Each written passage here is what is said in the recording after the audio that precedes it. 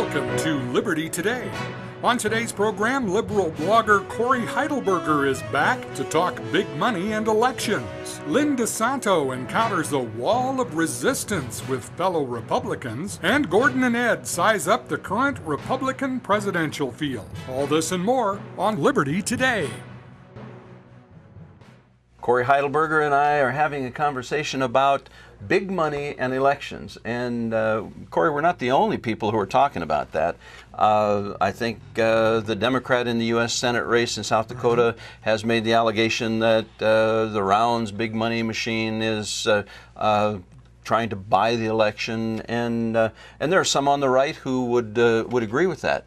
I'm interested in your perspective on financial contributions in elections across the board.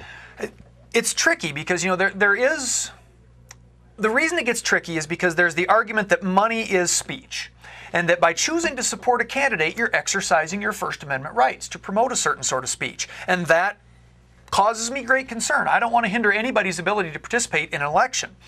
But the other side of that is when you have some people who have such enormous amounts of wealth that they can buy a level of influence and access that keeps, regular middle class, lower class working folks from having their voices heard, then we have a conflict of rights. We have a conflict of First Amendment versus a conflict of participation in government.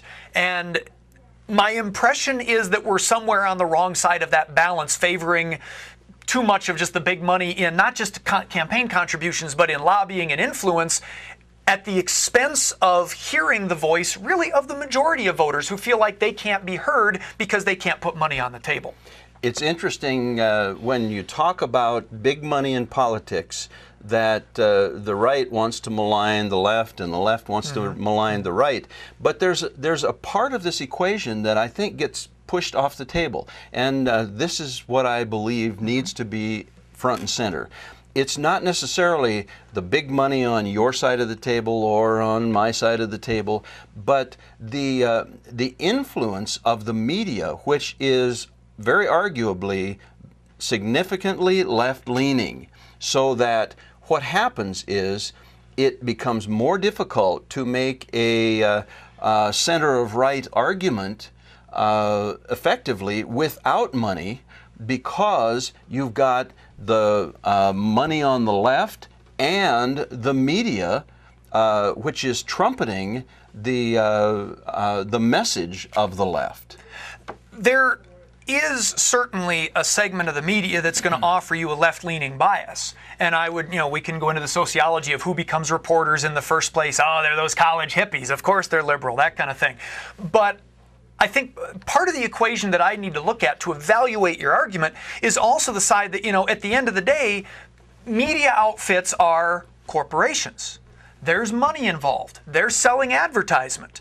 And so I find it interesting that they sell advertisement to the very people that they defame many times. Well, I think that may be telling. What a business. It may be telling because they know, yeah, sure, maybe we'll put on some liberal media, but we're going to make a profit and we're going to keep our shareholders happy. So there's a level at which I feel like for every Rachel Maddow who gets to shout about stuff that I like, there's still a boardroom that's behind the scenes that's making decisions and putting limits on what they can say. And I think we see that even here in South Dakota. And I love to put things in the South Dakota context because I think that helps us stay grounded in what's really happening. There are news stories I've been looking at that don't get talked about. And I'll say, like the EB-5 scandals, the Governor's Office of Economic Development, issues there, issues with the Annette Bosworth Senate campaign, the fundraising and some of the scams. There are media outlets in South Dakota that are not covering these stories as hard as maybe we bloggers do because they don't want to hurt their bottom line.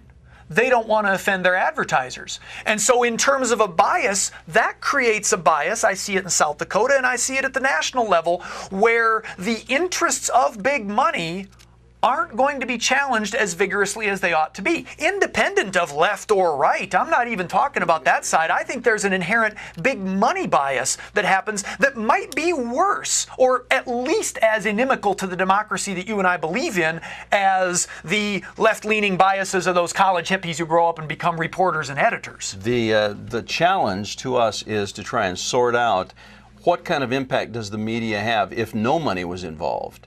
Well, they sell a left-leaning message. That's my perspective, and I think the perspective of most people is that the media is at least left-leaning. So with no money involved, the left wins. Gordon, I would love to test your hypothesis, so let's go in order. You get yourself elected senator. Let's get the big money out of there. So far. Let's get the big money out first, and then we can test your hypothesis as to what would happen with that left-leaning bias. But I think the big money's the bigger problem we should tackle first. But, well, the first thing we have to do is get me elected to the United States Senate. So I think Corey's on board. Let's let her roll. I tentatively object to that statement.